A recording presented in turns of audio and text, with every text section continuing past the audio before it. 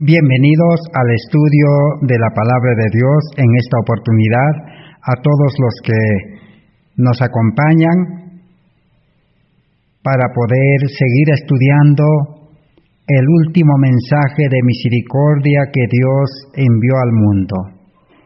Ese es el mensaje de la justificación por la fe. El justo vivirá por la fe.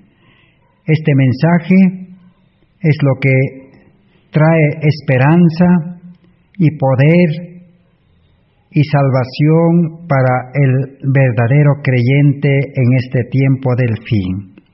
Este mensaje lleva a la victoria sobre el pecado, victoria sobre los malos hábitos, malas costumbres, las inclinaciones, los malos deseos, todo lo que el ser humano tiene que vencer, victoria sobre el mundo y victoria sobre el enemigo que Cristo ya lo venció en la cruz.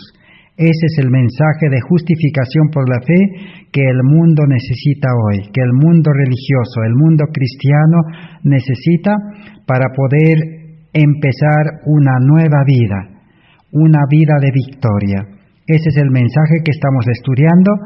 Gracias a Dios por su misericordia y su gracia nos da aún este corto tiempo de gracia, y Dios está dispuesto para poder enseñarnos el verdadero plan de salvación en una forma completa. Estamos en el estudio número 130 de esta serie de justificación por la fe. 130 días estudiando este mensaje, y aún todavía nos falta mucho. Necesitamos poner todas las bases necesarias. Estamos estudiando el mensaje de justificación por la fe a la luz del santuario.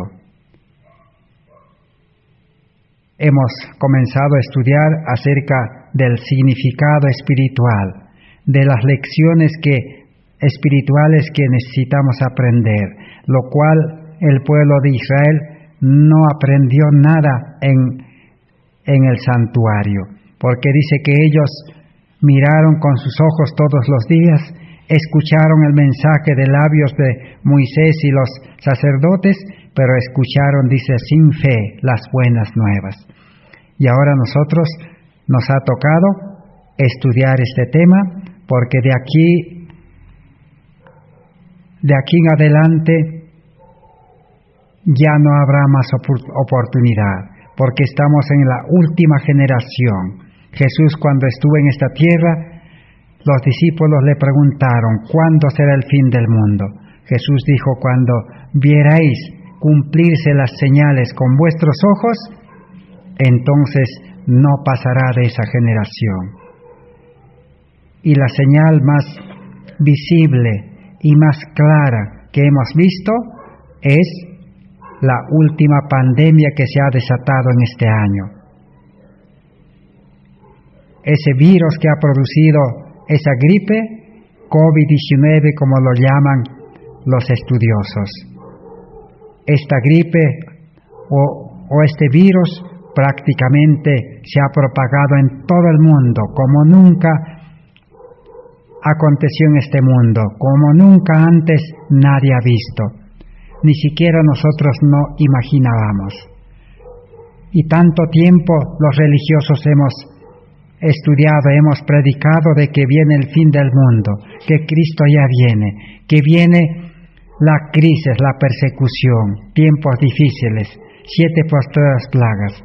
Pero ahora sí, con nuestros ojos hemos visto que se ha mostrado, podemos decir, una pequeña gota de ese cumplimiento de esa señal. Con nuestros ojos hemos palpado, y ahora sí podemos decir de que de esta generación no pasará, como Jesús dijo a sus discípulos. Entonces, si es así, este será la última oportunidad que Dios nos quiere dar, para que podamos primero comprender el significado del plan de salvación y aceptar y entregar nuestras vidas y beneficiarnos, porque todo lo que Dios ha dispuesto para rescatar al hombre pecador a la vida original, a la vida de santidad, todo está dispuesto. Toda ese rescate, esa restauración, esa salvación, esa redención del pecado está en el plan de salvación. Cristo ya lo cumplió. La promesa de salvación es un hecho. Solamente necesita que el pecador pueda reconocer su condición y aceptar y apropiarse y vivir dependiendo, conectado, perseverando en Cristo, para que el poder del Espíritu Santo pueda mover nuestra vida y pueda prepararnos y podamos ser instrumentos en las manos de Dios para dar el fuerte pregón en este mundo. Ese es el anhelo, el deseo que nos impulsa, el hambre que tenemos de recibir el carácter de Cristo. Por eso estamos estudiando ya durante 130 días este mensaje de justificación por la fe. Anteriormente hemos estudiado 37 días de estudio del Antiguo y el Nuevo Pacto. Bien, ahora entonces vamos a continuar. Nos hemos detenido estudiando el santuario parte por parte. Primero hemos estudiado el cerco del santuario, que es la protección para que no se contamine con el pecado.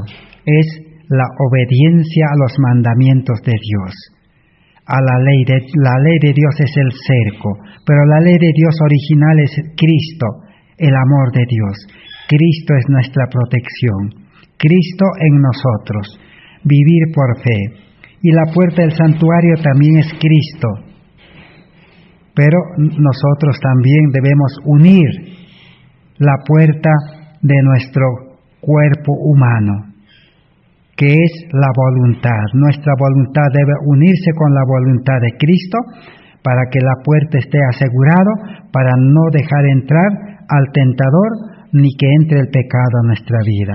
Y seguido, en tercer orden, hemos estudiado el Cordero, que es el sustituto del pecador. En el servicio del santuario, el pecador tenía que llevar un cordero en lugar de él.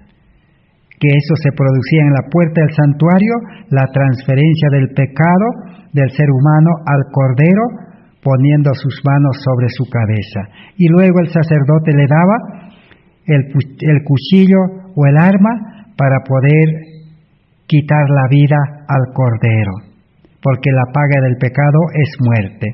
Y esa ceremonia, hemos estudiado, representa el arrepentimiento verdadero, el reconocimiento de que el ser humano es pecador por naturaleza y que no hay solución para cambiar su vida. Necesita morir como el Cordero. Y ahora estamos en cuarto lugar estudiando el altar del sacrificio. Allí nos hemos detenido. En el altar del sacrificio, ¿qué acontecía? El cordero que representa al pecador era sacrificado, era quemado, era consumido con el fuego hasta convertirlo en ceniza. ¿Qué representa eso? De que el pecador debe ser sacrificado y debe poner fin a la vida de pecado.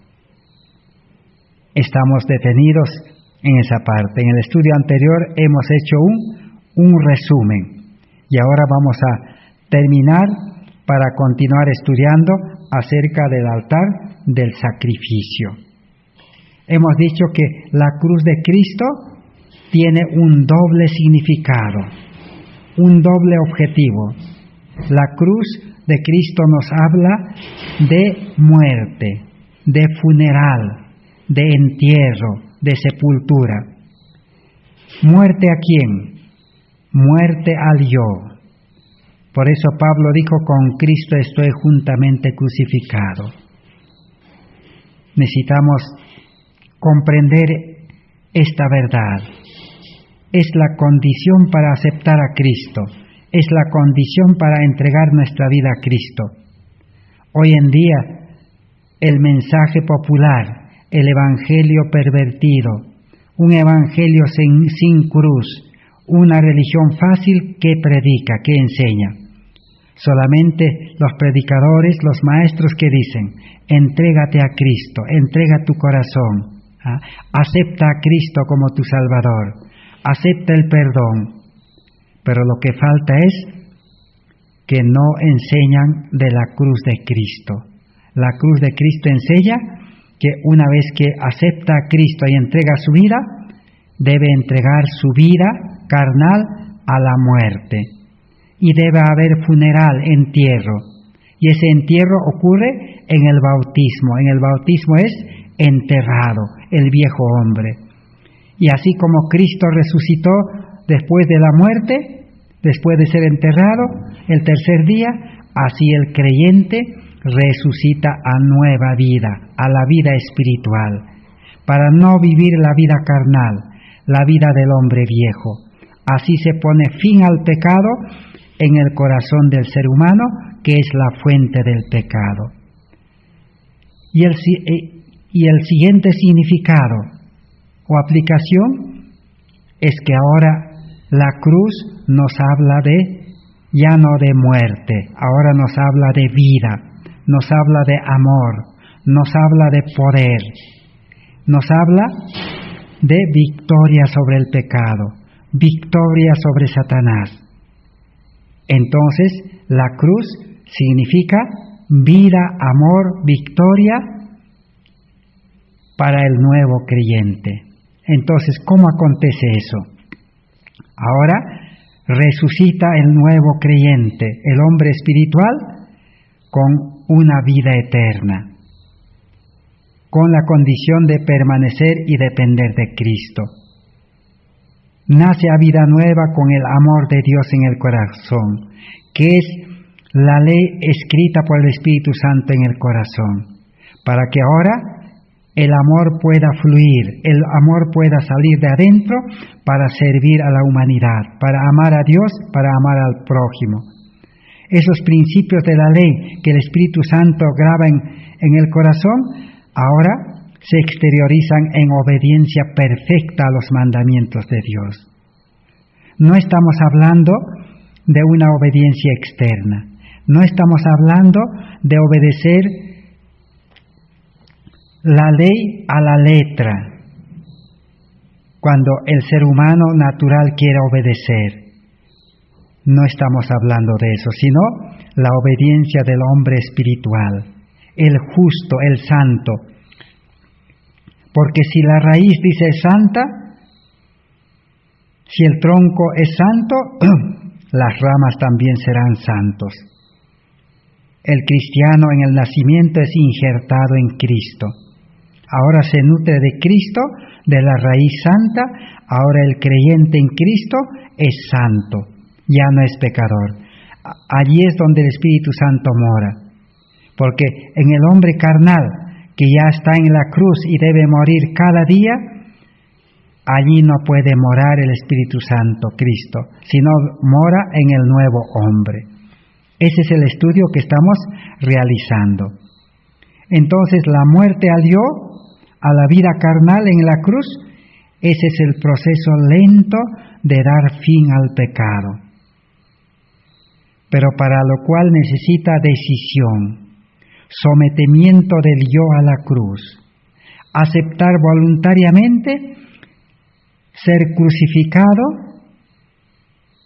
y llegar a morir para no seguir pecando, para que el hombre carnal no viva para pecar, sino como Dios es creador, pueda crear un nuevo hombre dentro del hombre carnal o viejo. Ese evangelio es difícil de comprender. Nicodemo tampoco no pudo comprender cuando Jesús le dijo. Ahora la pregunta es, ¿por qué tiene que morir el hombre carnal, el hombre viejo, el hombre nacido de carne y sangre? El ser humano con naturaleza pecaminosa, con mente del yo, ¿por qué tiene que morir? Porque dice que el ser humano natural no se puede manejar, no se puede cambiar, porque el hombre carnal tiene la raíz del pecado en el corazón. Y es imposible, difícil de cambiarlo, de mejorarlo. La Biblia explica en el Antiguo Testamento, los profetas dijeron, inspirado por el Espíritu Santo, dice, ¿el etíope podrá cambiar su piel? ¿El leopardo podrá cambiar sus manchas? Imposible, dice. Así es el ser humano natural. No va a cambiar, ni la religión lo va a cambiar, porque el pueblo de Israel eran los mejores religiosos. Entre ellos habían los fariseos, los saduceos. Los fariseos eran legalistas, estrictos cumplidores de la ley y de la Torá, de las ordenanzas, de los estatutos, de las normas. Ellos cumplían estrictamente al pie de la letra. Saulo también era fariseo. Por eso Saulo dice, en cuanto a la ley, impecable. Pero la religión, la obediencia a las leyes de la Biblia no pudo cambiar a los israelitas, ni a Saulo. Saulo tuvo que renunciar a esa vida. Saulo dijo, a mi vida lo tengo, dijo, por basura, no me vale. Con Cristo estoy juntamente crucificado, ya no vivo yo, para no seguir pecando. Ahora Cristo vive en mí, yo vivo la vida de Cristo, dijo Pablo. Y la vida de Cristo es una vida de obediencia sin dar lugar al pecado. Así que el yo, el hombre carnal, no se puede solucionar con la religión. Las leyes tampoco no lo pueden cambiar. La educación de este mundo ni la psicología puede cambiar. Por eso el mundo cada día va de mal en peor. El mundo está llegando ya a llenar la copa de la iniquidad. Cuanto más educación hay, cuanto más ciencia hay, cuanto más tecnología, cuanto más cosas nuevas inventa la humanidad, el ser humano físicamente está peor, moralmente en su carácter está peor y espiritualmente está perdido porque no tiene el Espíritu de Dios. Solo el espíritu del mal maneja la humanidad. Por eso es que Pablo revolucionó con las buenas nuevas de que el hombre debe ser crucificado. Porque Dios es un Dios creador que nos puede dar nueva vida. En el mundo solamente la religión puede mejorar hasta cierto grado. A eso Jesús lo llamó los remiendos, una religión de remiendos. Pero Dios no es Dios de remiendos. Jesús dijo, yo no puedo depositar el vino nuevo que es la vida nueva, la salvación, el amor, en odres viejos remendados. ¿Quiénes eran los odres viejos remendados? Eran los judíos, los fariseos, eran los saduceos, los doctores de la ley, el Sanedrín, los dirigentes. Nicodemo también era odre viejo. Jesús que le dijo, no, tienes que desechar tu vida y nacer de nuevo. Y la religión solamente puede mejorar la vida exterior, en los actos, en los hechos, en las obras. Pero la religión no puede cambiar los pensamientos, las intenciones, los deseos, las miradas. Aún las palabras no puede cambiar. El ser humano tiene la ira en el corazón. Por eso el ser humano explota, vive descontento, de cólera, ofiende, maltrata, domina, maneja. Y los poderes de este mundo están manejando. Y los poderes religiosos también se están uniendo.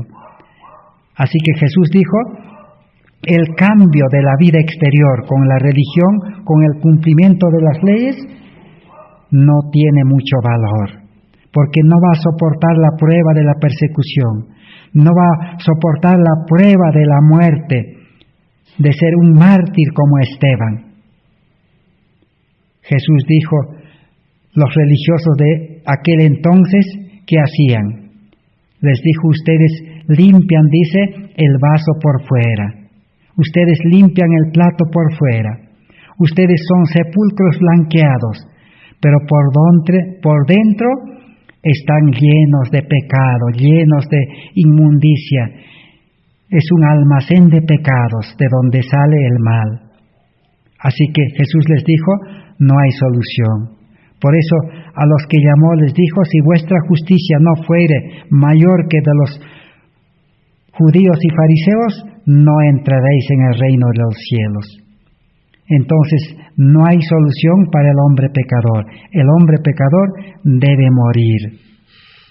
La muerte de la cruz es para poder destruir lenta y dolorosamente el cuerpo de pecado, el cuerpo con ese corazón egoísta y mente carnal que produce el pecado. En la cruz debe quedar inmovilizado, paralizado, imposibilitado, inactivo, para que su fuerza cada vez disminuya, para que no siga pecando. Esa es la ciencia de la salvación que necesitamos estudiar. Solamente aquí estamos mencionando en una forma breve para despertar nuestra atención. Así que la muerte del yo es la mayor lucha que el creyente necesita hacer para seguir a Jesús. Vencer a nuestro yo para entregarlo a ser crucificado juntamente con Cristo para empezar la nueva vida. Porque si no se entrega el yo a Cristo para ser crucificado, no hay nueva vida, no hay nuevo nacimiento, no hay vida espiritual, no hay cristianismo. Esa es la única forma de empezar la carrera cristiana, no hay otra forma. Jesús dice, es el único camino al cielo. Para empezar ese camino, Cristo es el camino. Por eso Jesús dice, yo soy el camino, yo soy la puerta. Necesitamos entrar por esa puerta que es Cristo, que con el yo no se puede pasar esa puerta. Y con todas las posiciones del yo, el yo ha acumulado pues tantas cosas en este mundo, los bienes visibles, tampoco se debe renunciar a eso también. Así que entonces, cuando se entrega el yo, se pone fin a la vida carnal de pecado en el corazón. Eso es humillación, eso es quebranto del corazón, eso es renunciar a la vida antigua de pecado. Entonces la cruz se convierte en el poder de Dios por medio del amor para salvación, para vivir una vida de santidad, una vida consagrada. Entonces, por eso hemos dicho que la cruz significa muerte y resurrección a nueva vida, como Jesús resucitó. Jesús resucitó por el poder de su Espíritu Santo. Y también Cristo nos quiere dar el Espíritu Santo para que pueda engendrar una nueva vida y pueda hacernos nacer a una vida nueva con la imagen de Cristo. Jesús, para mayor comprensión, también comparó con el grano, San Juan 12:24. Así como el grano de trigo, dijo Jesús, cae en la tierra y es enterrado en la tierra y muere, y al morir da nueva vida, dice. Y esa nueva vida, el trigo nace, crece, florece y da, dice, mucho fruto para beneficiar a los seres humanos. Así el ser humano carnal, pecaminoso, debe ser condenado a muerte, para nacer a vida nueva y dar los frutos del Espíritu Santo de Gálatas 5:22 y llevar ese fruto al mundo, ese fruto del amor. El fruto principal es el amor. El mundo está esperando ese amor de Dios para poder enfrentar la crisis y para poder salvarse de la crisis. Entonces, ¿Cómo y cuándo se produce esa muerte y esa resurrección en la vida del creyente? ¿Cuándo? ¿Y cuál es la parte del ser humano? ¿Qué debe de hacer? Como hemos dicho, nosotros necesitamos avanzar en la comprensión, en la luz. Nosotros también hemos predicado un evangelio incompleto. Después de predicar a Cristo, siempre hemos invitado: si tú quieres salvarte, si tú quieres dejar el pecado, entrega tu vida a Cristo, acepta a Cristo. Ese es el mensaje incompleto. Pero no hemos podido detallar cuál es la condición para la entrega, cuál es la condición para aceptar y seguir a Cristo. Cristo vino para poder dar a conocer esos pasos, esas condiciones que son sencillas y fáciles de cumplir, de realizar o de aceptar. Lo encontramos en el Evangelio de San Mateo, Evangelio de San Mateo, capítulo 10, el verso 38. O en San Lucas 9, 23 al 25. Vamos a leer. Ese es el centro del mensaje para aceptar y entregar nuestra vida. Porque si nosotros no comprendemos estas condiciones o estos pasos sencillos, nuestra entrega y nuestra aceptación de nada valdrá. Y Jesús decía a todos, así comienza, y así hoy en día también a todos nos dice y a todo el mundo que quiere seguir a Cristo: si alguno quiere venir en pos de mí. En otras Biblias dice: y cualquiera que quiere venir en pos de mí. Cualquiera que quiere decir, o si alguno, una persona tal como está, no necesita hacer algo en la vida, no necesita tener conocimiento, no necesita tener sabiduría, no necesita ser rico, no necesita hacer obras, no necesita nada. Cualquiera dice, o si alguno quiere venir en pos de mí. ¿Qué quiere decir la palabra querer? Quiere. Es como el apóstol Pablo, cuando encontró a Jesús, o Jesús le encontró en el camino, que dijo: Saulo, Señor, ¿qué quieres que haga? La palabra querer implica decisión, implica tomar la decisión de aceptar, de seguir. Y luego, ¿qué decía el siguiente paso? El primer paso entonces es aceptar, querer, tomar la decisión. Y el segundo paso es, dice, niéguese a sí mismo, tome su cruz cada día y sígame. Allí están los pasos requeridos que necesitamos estudiar. ¿Cómo es una decisión definitiva? Querer. ¿Cómo es tomar utilizar el poder de la decisión, de aceptar a Cristo? Y luego, negarse a sí mismo. Y tercero, cargar la cruz de Cristo. Y cuarto, debe ser todo eso cada día. Y luego, ahora sí podemos seguir a Cristo. Eso es lo que Jesús dijo.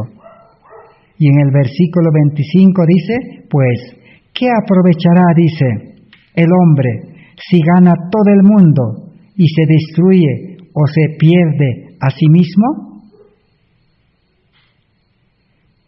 Cuando habla de la decisión, de querer, ¿qué es lo que uno quiere? Tiene que decidir si quiere el cielo o el mundo, si quiere a Cristo el Salvador o quiere a Satanás que esclaviza y destruye. Tiene que tomar una decisión. Así como los judíos, el pueblo judío tomó una decisión. Pilato les preguntó, ¿qué haré, dice, a Jesús, que no hizo ningún mal, es justo? ¿Qué haré de Jesús? ¿Qué dijeron? Crucifícale. Y Pilato preguntó, ¿qué haré de Barrabás, el malhechor, el pecador, el asesino? Suéltenos, dijeron. Escogieron y ellos dijeron, no tenemos más, nosotros no tenemos rey, sino solamente a César. Pilato les preguntó, ¿qué haré de vuestro rey, Jesús, el rey de los judíos? Ellos dijeron, Jesús no es nuestro rey, rechazamos. Nuestro rey es César, Roma. Escogieron el mundo. Esa decisión necesitamos tomar. No es tomar una decisión a los ciegas, decir yo quiero la salvación, yo quiero la vida cristiana, yo quiero predicar el Evangelio, yo quiero el perdón de los pecados. No es así. Tiene que ser una decisión de escoger bien a Cristo o a Satanás, el mundo o el cielo, la vida o la muerte. Si escogemos el cielo, tendremos que dejar el mundo desde ese momento en adelante. ¿Y quién nos va a hacer dejar? Ahí está el otro estudio que necesitamos realizar. El hombre pecador no va a poder dejar el mundo. Cuando hablamos del mundo, ¿estamos hablando de qué? Estamos hablando de las cosas del mundo. Lo primero que necesitamos dejar es la vida carnal. Porque la carne es débil, dice. La carne, el yo se ocupa de las cosas de este mundo. Le gusta educarse en el mundo, trabajar para el mundo, ganar las cosas del mundo, vivir en el mundo. Esa vida, desde ese momento tenemos que estar dispuestos a dejar. Y si aceptamos a Cristo, Cristo nos va a hacer dejar. Cristo hizo dejar al pueblo de Israel Egipto, aún castigando con 10 plagas. Jesús, ese Cristo, hizo dejar su familia a José. A Moisés también hizo dejar Egipto. A Abraham también hizo dejar Ur de los Caldeos, una población idólatra. Y así podemos enumerar en toda la Biblia. Dios es el que hace dejar. Lo que Dios quiere es disposición, dispuesto. ¿Está usted dispuesto? ¿Yo estoy dispuesto a dejar las cosas de este mundo? No solamente la vida carnal. Tenemos que estar dispuestos a dejar la ciudad, nuestros trabajos, nuestras actividades, nuestra profesión, la alimentación del mundo, la economía del mundo, la educación del mundo, la ciencia del mundo, la modernidad del mundo, los adelantos también de la ciencia. Todo tenemos que estar dispuestos a dejar porque escogemos el cielo, las glorias del cielo. El apóstol Pablo dice, cosas que no vio ni ojo, ni en oído se escuchó, ni nadie ha visto. Esas son las cosas que Dios tiene preparado para sus hijos que aceptan el cielo. Entonces, la decisión a tomar es esa. Señor, yo no quiero este mundo, yo quiero el cielo. Señor, no quiero el pecado, porque el pecado lleva a la destrucción. Hoy hemos visto en este año con nuestros ojos, el mundo está siendo ya, comenzando a ser destruido. Yo no quiero, Señor, el pecado, quiero vivir en santidad, quiero vivir limpio, quiero vivir sin pecar, Señor. acepto tu muerte, acepto tu vida, acepto que tú gobiernes mi vida por medio de tu Espíritu Santo. Esa es la decisión del cual habla la Biblia. Si alguno quiere venir en pos de mí, dice. La segunda condición, dice, niéguese a sí mismo. ¿Qué es negarse a sí mismo? Negarse a sí mismo es de que nosotros no podemos seguir viviendo para Dios. No podemos. Es como un hijo. Cuando un padre niega a su hijo, el hijo ya no puede vivir con su padre.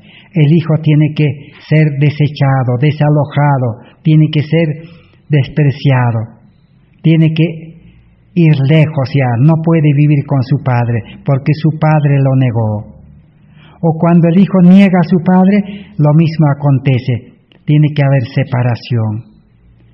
Así nosotros necesitamos negarnos a nosotros mismos, a nuestro yo, porque con nuestro yo, con nuestra vida carnal, no podemos vivir la vida religiosa. No podemos obedecer.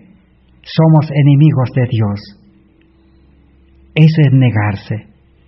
Por eso en el verso 25 dice que el ser humano natural, el yo que le gusta, al yo le gusta acumular, ganar en el mundo. Por eso dice, ¿qué aprovechará el hombre si ganare todo el mundo? Y a la final destruye y pierde su vida. Entonces, tanto la decisión de escoger el cielo y rechazar el mundo, y tanto el negarse a sí mismo, implica dejar la vida de este mundo, que es una vida de ganancias. En este mundo todo se basa en ganar, todo es ganar, tener éxito en este mundo, mejorar en este mundo, pero nada se piensa de las cosas eternas, porque las cosas de este mundo son temporales. Y lo tercero es cargar la cruz. Esa cruz en el que el yo está crucificado, ahora hay que cargar. Pero no dice aquí que va a cargar el pecador, no. El nuevo hombre tiene que cargar. El nuevo hombre carga la cruz de Cristo. No es la cruz del pecado, no es la cruz humana. El ser humano, todo ser humano que nace en este mundo, por causa del pecado, todos cargan su cruz. La cruz significa sufrimiento. La cruz significa sacrificio. La cruz significa afanarse en las cosas de este mundo. Muchos dicen, es sacrificarse para vivir en este mundo. Esa es la cruz de este mundo. Y la cruz de este mundo, ¿qué trae? Desgracia, destrucción, pérdida, enfermedad, muerte. No se refiere a cargar esa cruz. Eso lo cargan los pecadores que no han aceptado a Cristo.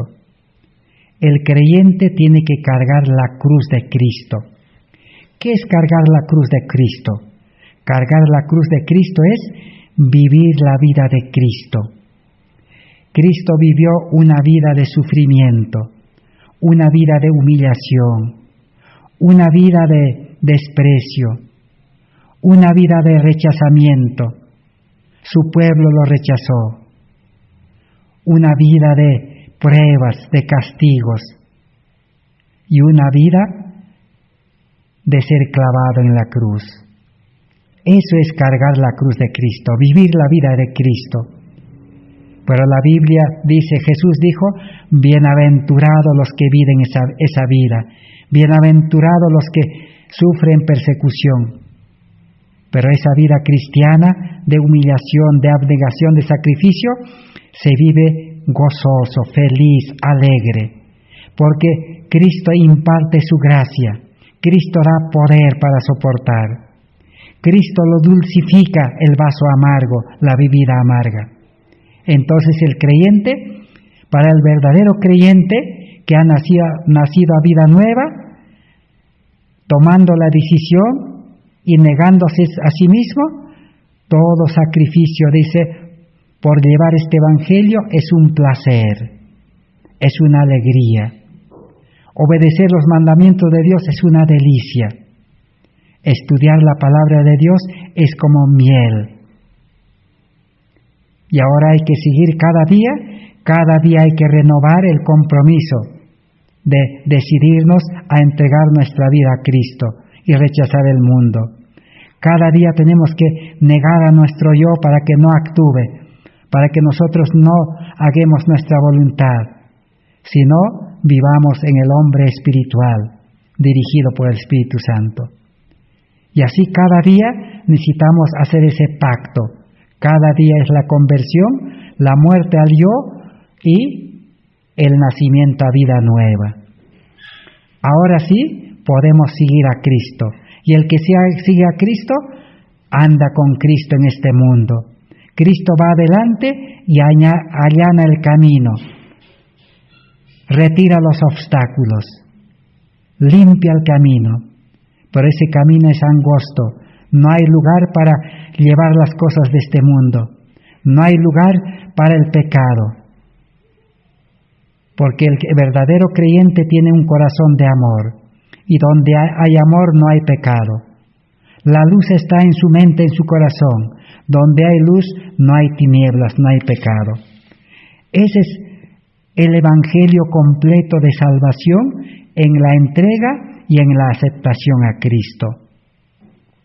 Entonces, si alguno quiere, vamos a tratar de resumir entonces.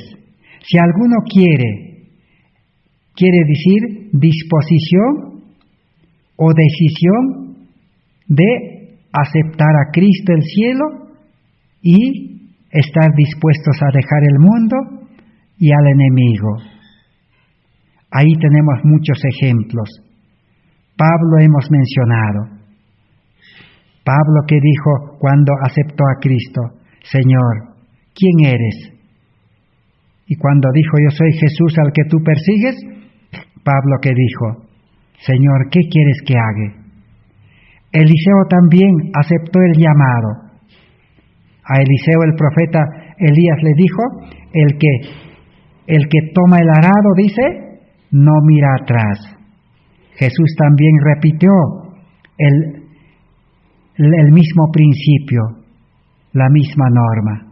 El que toma, dice, la mano en el arado del Evangelio de la salvación, el que toma su mano y se agarra de Cristo, no mira atrás. El mundo quedó atrás. Aún hay hasta cantos que cantamos, pero no hemos tomado esa decisión. Hay un canto que dice, he decidido seguir a Cristo, el mundo queda atrás. O también en el himnario adventista 120 que dice, fija tus ojos en Cristo y lo demás del mundo quedará sin valor. Pero nosotros hemos aceptado a Cristo, hemos entregado nuestra vida, pero todavía seguimos viviendo en el mundo, en la ciudad. Las ciudades son ciudades que ha construido Satanás. Seguimos trabajando para el mundo. Los jóvenes, las señoritas, no han entendido el Evangelio, siguen estudiando en el mundo para su destrucción. Siguen estudiando en el mundo para poder fracasar en la crisis. No hemos entendido. Necesitamos ahora sí pedir a Dios sabiduría y entender. Entonces, la ley o el principio de la entrega o el aceptar a Cristo implica entregar el yo a la cruz y seguir cargando la cruz a Jesús. Decir, Señor, me niego todo a mí, me niego a mí mismo, a mi yo, para ser de Cristo totalmente. No quiero hacer ya mi voluntad, sino yo quiero hacer tu voluntad. Así como Jesús, desde que nació engendrado por el Espíritu Santo, hasta su muerte y resurrección, nunca hizo su voluntad. Esa es la vida que Cristo nos quiere dar. Negarse al yo es renunciar y tener la disposición de dejar todo lo que uno es y todo lo que uno tiene. Entregar nuestro corazón, nuestra voluntad y estar dispuesto a dejar todo. Como hemos estudiado, si uno está dispuesto y hace esa entrega, Dios conoce el corazón. A Dios no podemos engañarle. Si en nuestro corazón todavía amamos el mundo, amamos las cosas de este mundo, nos gusta, no queremos dejar, Cristo no puede hacer nada para sacarnos de la ciudad como sacó a Lot, porque las ciudades comenzarán a destruirse. Ya están cayendo las primeras gotas. La primera gota de la ira de Dios ya cayó en esta pandemia. Y cuando los gobernantes de este mundo nos han privado la libertad y nos han encarcelado en nuestras casas, esa es la primera gota de la ira de Dios. Necesitamos que Cristo pueda sacarnos como a Lot. Lot era justo y estaba dispuesto, pero la esposa amaba su ciudad, amaba sus cosas, y se quedó convertido en una estatua de sal, una sal desabrida que no sirve para nada.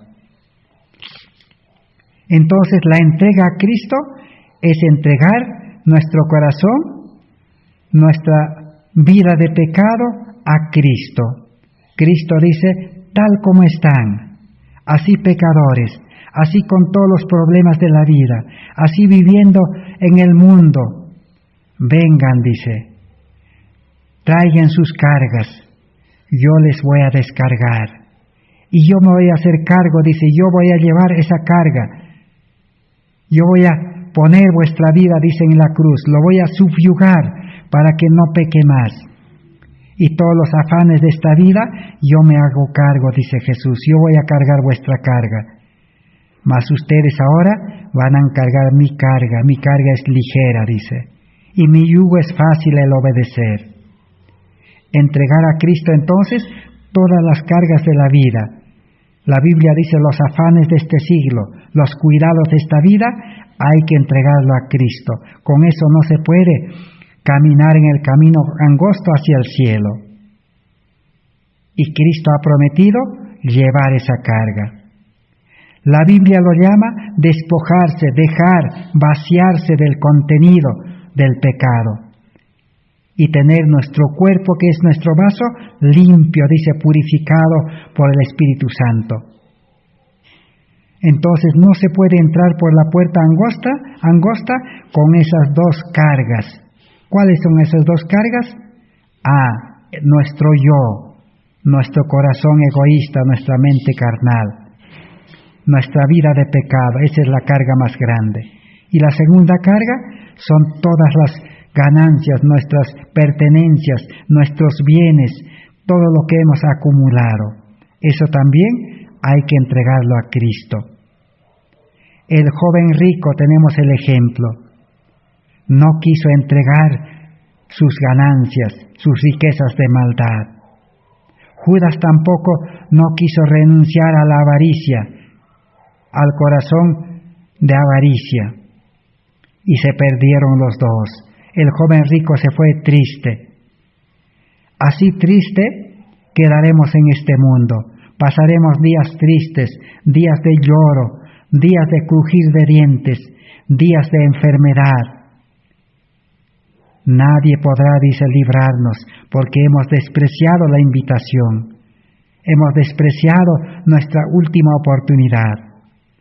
Aún Judas estuvo con el mejor maestro, estuvo con el Salvador, estaba con el Dios creador, el Dios que cambia la vida, pero Judas no entregó su vida, solo entregó externamente, solo de palabras, pero su corazón no estaba dispuesto a ser cambiado. Esa era la diferencia. Seguir a Cristo entonces es seguir cargando la cruz de Cristo. No se refiere a la cruz del sufrimiento humano, que es consecuencia del pecado o por herencia del pecado. Para eso también Cristo ha muerto. Si uno acepta a Cristo, esa cruz humana ya terminó. Así como en aquel ciego que curó cuando Jesús estaba en esta tierra. ¿Qué dijo Jesús acerca de aquel judío ciego de nacimiento? Los discípulos le preguntaron a Jesús: Maestro, dice, este ciego le ha tocado cargar su cruz toda su vida, porque como ciego sufre, carga la cruz del pecado. ¿Quién tiene la culpa? ¿Su padre? ¿O él tiene la culpa por ser pecador? ¿Cómo es?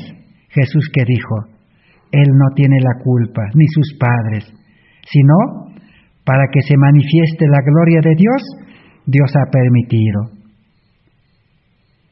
Para que la muerte de Cristo pueda beneficiarlo. Entonces el que acepta a Cristo es liberado del sufrimiento humano, del sufrimiento del pecado, de la herencia del pecado de Adán. El que acepta a Cristo es liberado de eso. El ciego instantáneamente fue curado. Pero dice que no solamente Jesús le curó la vista, sino le curó también la mente, el corazón. Le cambió su mente carnal lo desechó y lo puso en la cruz. Su corazón egoísta también lo limpió y lo puso en la cruz. La vida humana carnal lo puso en la cruz. Una nueva vida, una mente de Cristo. Y con esa mente de Cristo, ahora fue llevado delante del Sanedrín, de los doctores de la ley. Y ahora este nuevo hombre que ya no era ciego, ahora tenía la vista espiritual y la vista física, enseñó a los doctores de la ley, a los mayores religiosos de su tiempo. Así Cristo quiere hacer esa liberación. La vida cristiana no es cargar la cruz del pecador, sino es cargar la cruz de Cristo. Es totalmente diferente.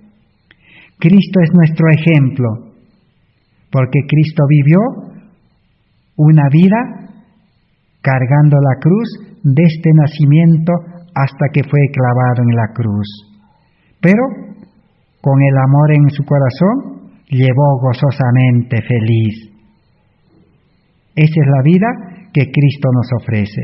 Cargar la cruz, entonces, es una vida de negación, es una vida de sacrificio, de abnegación. Cargar la cruz pone fin a la vida de pecado, porque el hombre carnal que le gusta hacer el pecado está en la cruz, pero está dispuesto a bajar. Si queremos hacer nuestra voluntad, puede bajar y otra vez hacernos caer en pecado. Pero Jesús dice, yo soy abogado, estoy intercediendo en el santuario celestial. Abogado tenemos. Si alguien hubiere pecado, dice, el justo puede caer, pero el Señor lo levanta. Entonces, si recibimos el amor de Dios, tendremos un nuevo corazón. Y el yo será crucificado. No puede haber un cristianismo con amor de Dios en el corazón sin que el yo sea crucificado. Automáticamente el yo es crucificado cuando se recibe un nuevo corazón, una nueva vida.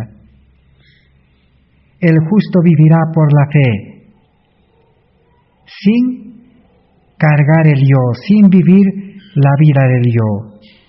Cristo llevó entonces a los discípulos a todos a la cruz, pero solamente uno llegó a la cruz, el apóstol Juan. El apóstol amado estuvo ahí al pie de la cruz cuando Jesús estaba siendo crucificado. Pero todos los demás discípulos rechazaron la cruz de Cristo. Pedro fue el primero, Judas rechazó y se perdió. Cuando Jesús estaba en la cruz, los discípulos estaban encerrados. Ese día viernes, sábado, domingo, estaban decepcionados, estaban tristes, habían perdido toda la esperanza de salvación y estaban atemorizados de temor, de miedo que ellos también sean apresados. Como hemos dicho, Pedro solamente fue atemorizado, asustado de miedo por una simple sirvienta, le asustó. Por eso la palabra de Dios en 1 de Juan capítulo 4, ¿qué dice? Dice, en el amor no hay temor. Eso indica que los 11 discípulos no tenían amor de Dios en el corazón, no habían nacido a vida nueva, todavía no habían experimentado el verdadero nacimiento, la verdadera conversión. Eran medio convertidos. Pero cuando Jesús resucitó, ellos, ahora sí, reconocieron su condición humana, así como el apóstol Pablo, miserable hombre de mí, dijeron. Con la vida carnal no hemos podido enfrentar la cruz. Necesita vida espiritual. Dejar todo y seguir a Cristo, cargando la cruz, esa es la vida del cristiano. Pero para los incrédulos, para los que no creen, para los que no tienen fe verdadera, este evangelio de la cruz es una locura.